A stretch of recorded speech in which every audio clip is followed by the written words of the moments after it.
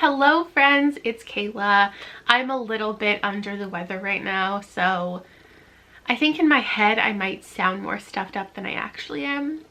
But if I keep sniffling throughout this, like, I'm real sorry. I didn't want to wait to make this video because I have finally read all of the books that I talked about in my 5-star predictions video from last year, and I want to tell you my thoughts. For some reason, I only seem to have a stack of 9 here, and that seems wrong. Like, would I have made a video with only 9 books? Maybe I wasn't counting them. Maybe I didn't care. And that's it. Those are my 10 books that I think of all the books that I mentioned. I really better not be missing one. I'm so confused. Anyway, we're gonna go through all of the books that last year I thought would be my 2020 favorites. I still have this most anticipated list that I don't think I'm gonna complete, but these were the books that, of that list, I thought I would for sure love.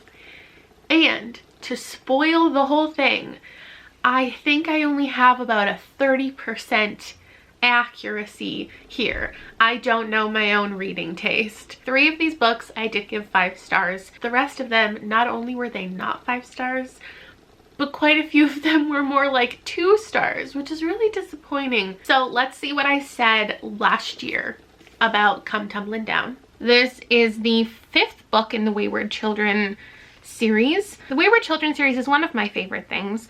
It is set in the real world. There's a woman named Eleanor West who has a home, but then also we get to visit these magical places. Very excited to read this. I didn't have a lot of expectations of this, like, to talk about, besides it's a Wayward Children book and obviously it's gonna get 5 stars because they all get 5 stars. I've noticed a very interesting divide with the Wayward Children stands out there. Either you think book number 4 is the best, or you think book number 4 is the worst. And if you think book number 4 is the best, then you don't tend to like book 2 and 5. I think book 2 and 5 are the best in the series so far. So the very first book that I predicted did get 5 stars. I love Jack and Jill.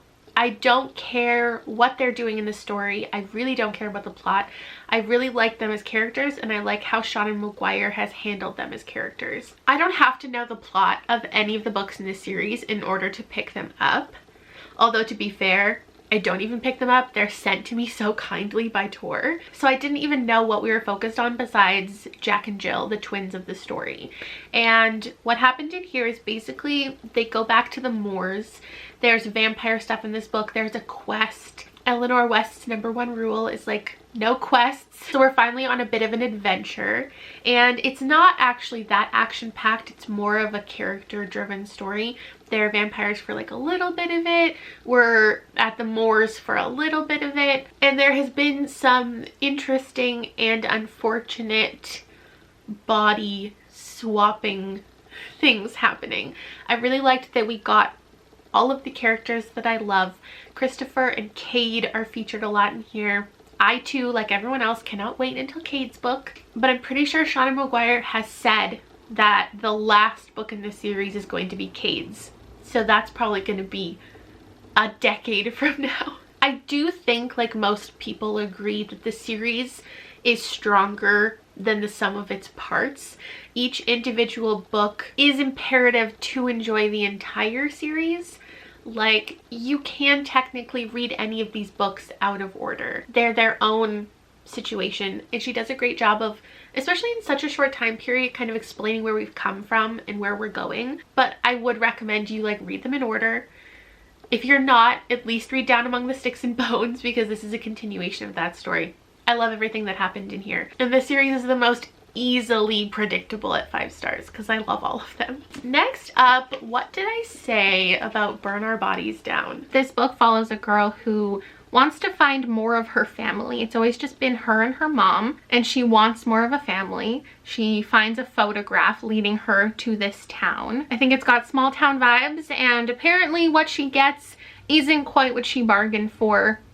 I know there are going to be some weird elements to this book. She just hasn't or can't quite reveal what's happening. So the thing about this book, and the thing about me, is that I don't like to read. I just told you, I don't like to read the entire synopsis before I read a book. And that's for a good reason. And I'll talk more about that in a minute. So a lot of times when I pitch a book, I don't even fully know what it's about. But then once I've read the book, I can tell you more about it.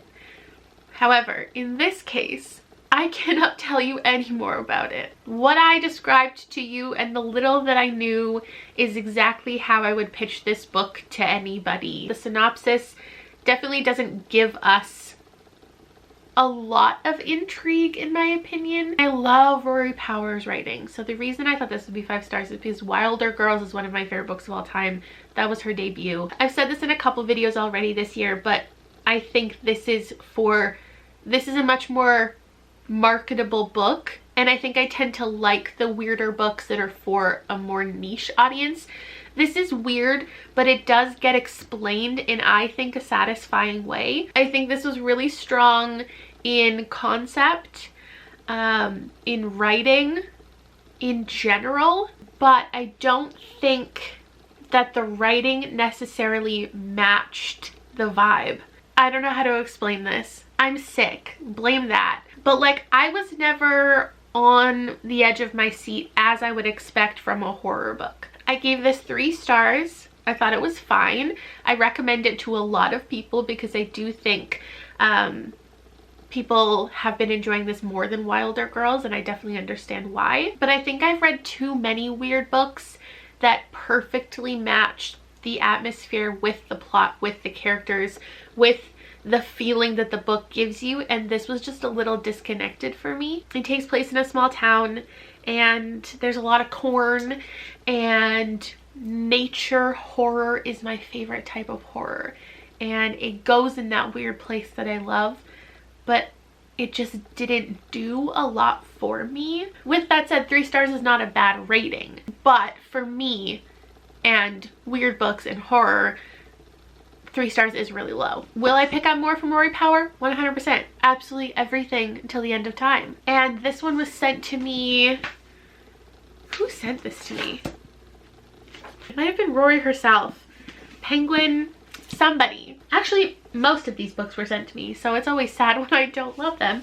The next one, the ARC was sent to me. I passed along, and then I bought myself the final copy of Alatsaway because this is ridiculously stunning. And when I originally talked about this book in my 5-star predictions video, I didn't even know the whole plot, and I hadn't even seen the cover, and I knew nothing about it, but I knew it was going to be special. It doesn't even have a full synopsis, just a blurb. It says it's a ghostly YA set in a contemporary America shaped by the ancestral magics and knowledge of its indigenous and immigrant peoples. This turned out to be pretty much exactly as I was expecting, which is super cool and more stunning than I could have ever imagined, which is even cooler. Alatsaway is following the mystery of her cousin who has died, and it's got urban fantasy kind of vibes if you tend to like urban fantasy. That's the type of world we're in, real world, but a little bit different, a little bit magical, vampire stuff. How did I read multiple books kind of about vampires? I don't know. Never in my life have I sought out a book about vampires. The vampires aren't the main focus, but it's just the idea that we're living in a world where there are creatures and there is widely accepted weirdness. It's not fabulism, but it also isn't like fully overly explained. It's kind of my perfect amount of magical. I don't want to repeat myself with all of these books, so I'll say it once and that's probably hopefully it. But the conversations, the social commentary, the topics that were handled in here, like that's why most of these books go on my radar to begin with. For me to pick up YA, and all of these are YA, these days it can't just be a boy and a girl in high school fall in love. Like there always has to be some interesting element, whether it's magic or weirdness or a game or important commentary on the world. So we're following a character who is Lipan Apache, and the stories from her 6th great grandmother, which is traditionally something I don't love, like stories within stories. I've changed my entire tune about that this year, because the stories that we get to learn about her family and the powers that exist in her family and what they've all gone through was the best part of this book. It was so powerful, and also the pacing of it and the way the stories were placed into the larger narrative is just like, read this as a lesson in writing. Like, I don't know, I just feel like this was technically perfect. And I know that's me hyping it up way too much. There's this thing that keeps happening where I talk about a book that either is underread or underhyped, and because of how much I hype it and maybe how much like you watch my videos, you suddenly see it as like overhyped when it's actually just me screaming about it nonstop. I know other people are talking about this book and giving it high praise because it deserves it, but I keep seeing people say like things are overhyped when like it's just that I can't stop talking about it. Read it. It's the perfect balance, I'm telling you, of magic, of seriousness, of mystery, of like love and the family. I feel like so many times in mysterious YA specifically, it's all about one character and like them on their own. But like this book is so much about family and togetherness. It also has Ace Rep, which I obviously really appreciated, and I gave it 5 stars. I don't think I said that, but if you've watched any of my videos in the last 2 months, you know that I gave it beyond 5 stars. Next up, continue with the weirdness. Most of this list is weirdness. I'm actually gonna try to give some adult predictions for next year because all of these are like a really specific subsect of things that I like to read.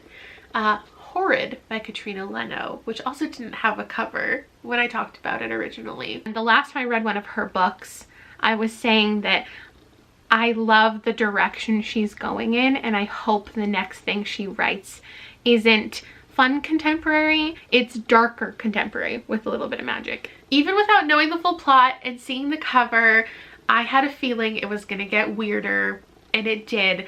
I really love the trajectory that Katrina Leno is on. I really think that she can do anything, and I am looking forward to her doing more things in the future, different things. But I just love how her books always have a little magical element, and they continue to get more intense as she publishes. This is gonna sound weird, okay? But stay with me.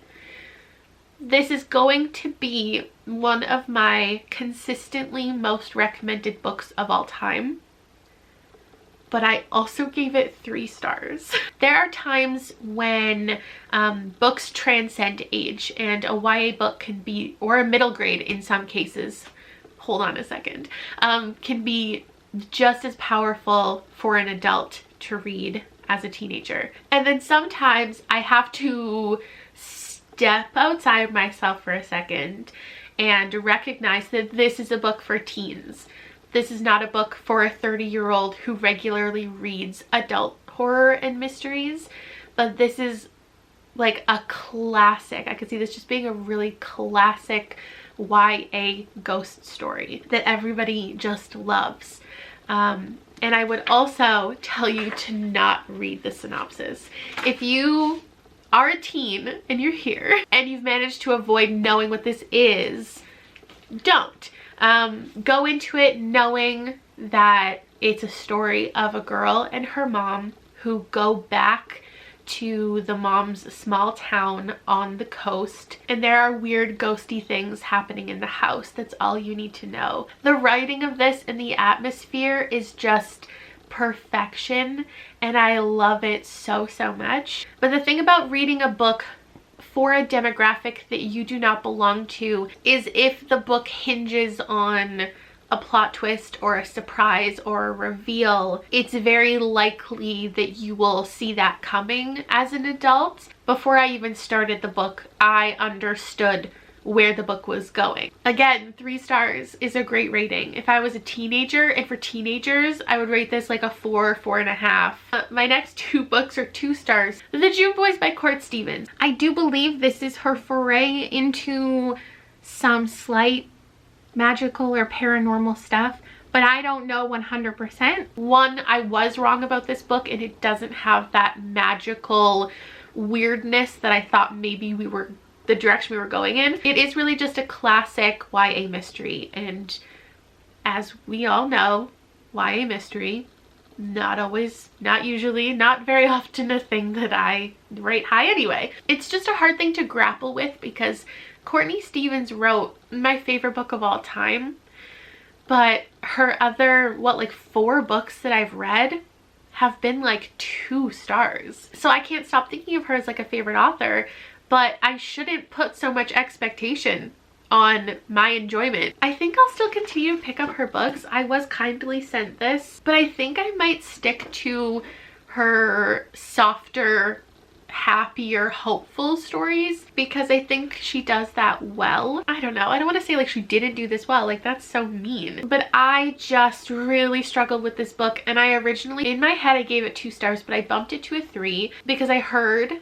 that things had changed from the arc to the final copy. And my interpretation of that was a little bit different. I thought actual like plot points would make more sense in the final copy, but I think it was just more formatting because there was a lot of issues with formatting in the arc. But my actual issues with the story itself did not change between here and the final copy. I just found this book really confusing, and I still cannot tell if that was intentional. I don't know if this is one of those books where the author tries to trick the reader or if it was just an issue with the editing of this book, because it honestly like doesn't make sense. So we are following the Gemini thief, and he's taking these boys, and it's an interesting concept still. We're following a girl whose cousin is missing and she wants to find out the truth. There's a boy who died when the Gemini thief usually kidnaps them and then lets them go. So things have changed and we're trying to solve this mystery. I just didn't like how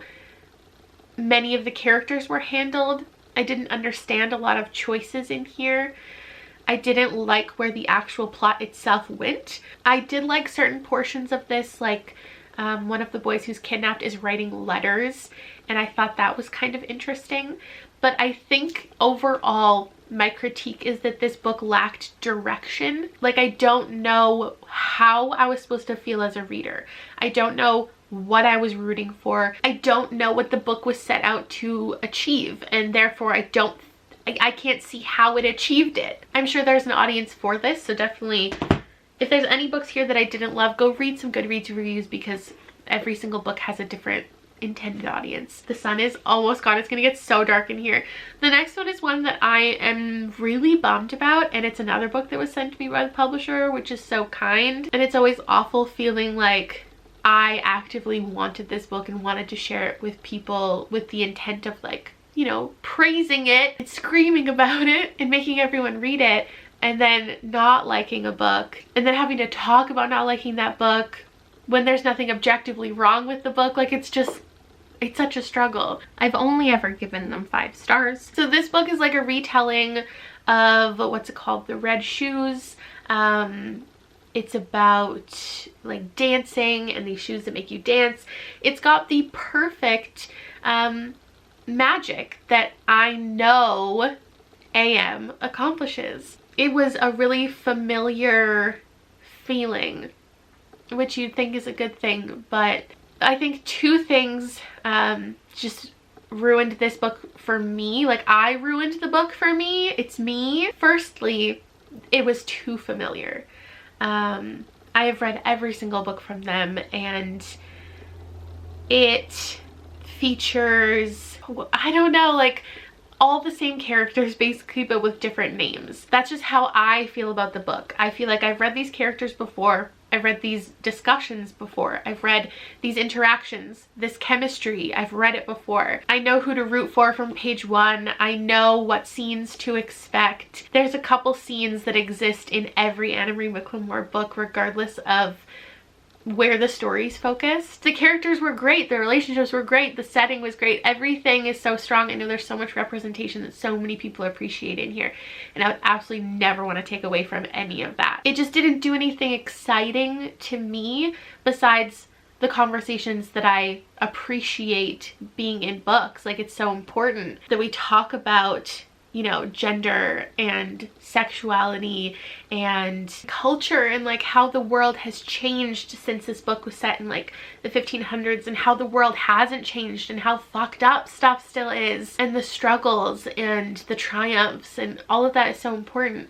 But I never got to feel connected to any one character, storyline, setting, magic, system, because we so quickly were whisked off to different perspectives. And I traditionally love a multi-POV story, but I was just taken out of it so often that I never got to just like live in and enjoy the narrative. So I gave this one 2 stars, and I'm really sad about it. Will I pick up more books from them? 100%, forever and ever. Next up, let's talk about Miss Meteor, which back in the day didn't even have a proper title or a cover. This says that it's about 2 friends, so I guess they're each gonna write a perspective, which I love, and I just think it's gonna be really special. I just knew it was about 2 girls and a pageant and a girl made of stardust.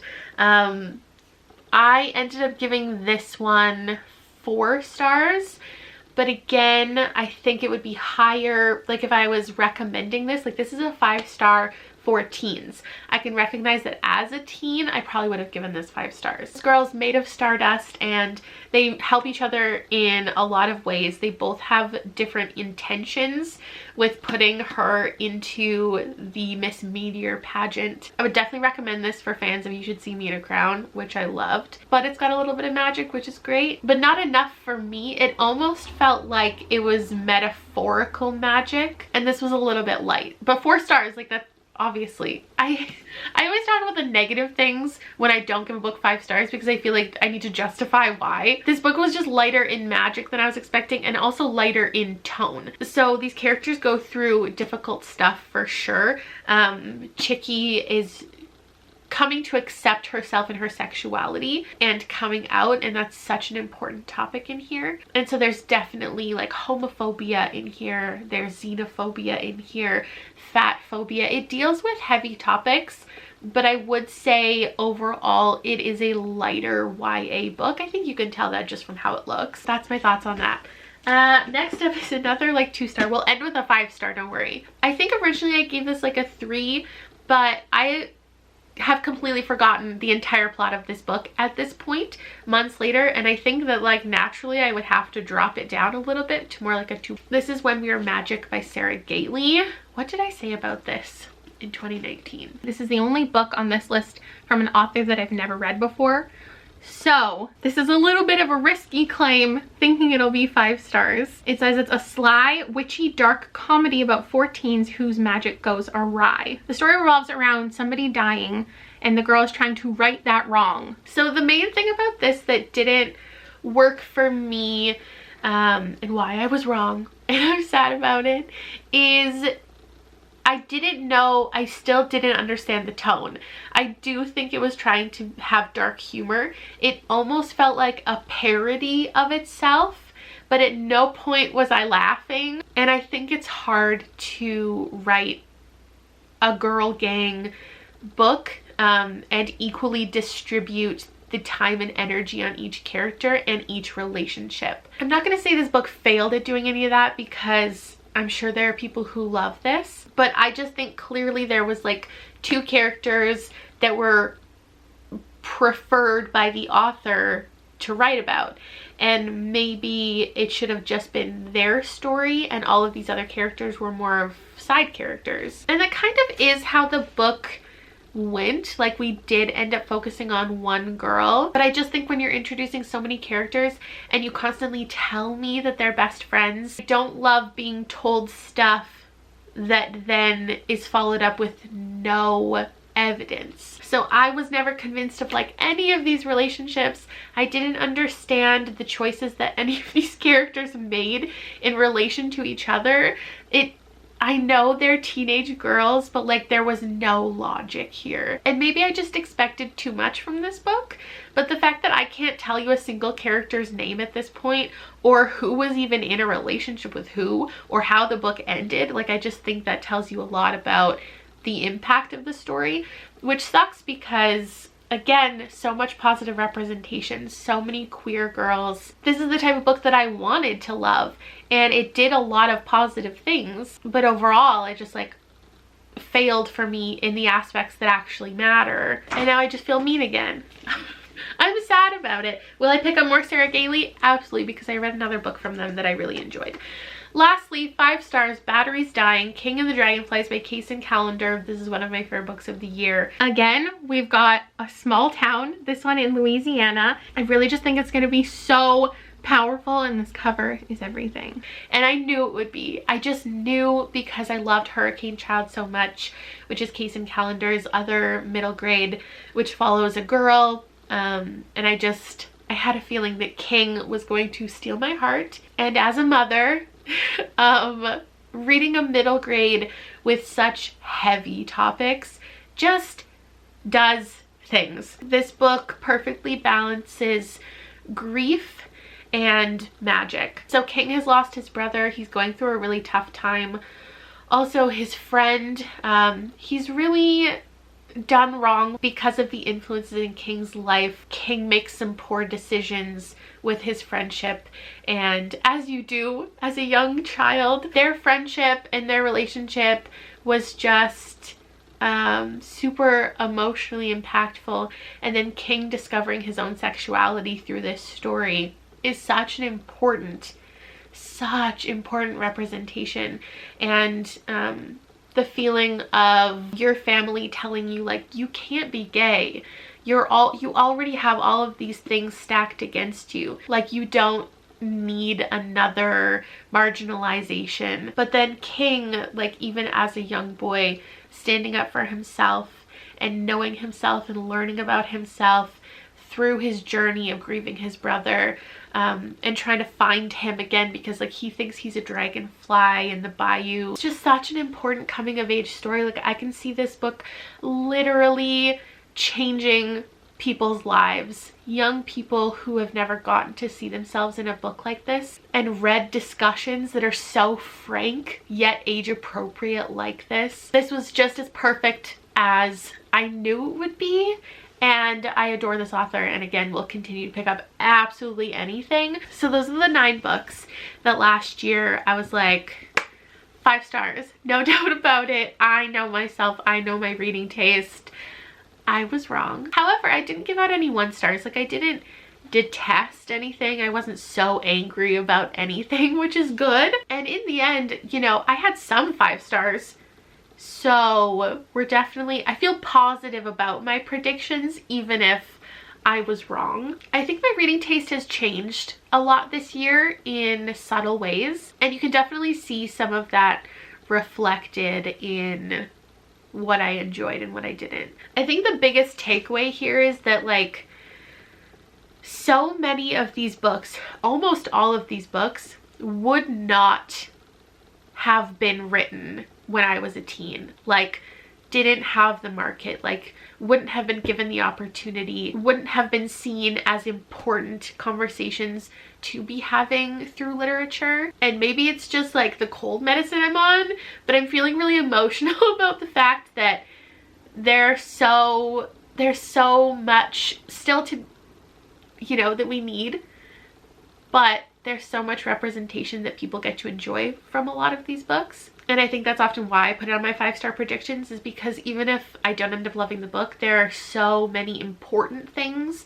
in all of these books that I want to be able to recommend to somebody else, and I know will mean so much to somebody. So that's it. I will see you later. Have you read any of these? Did you love them? Did you hate them?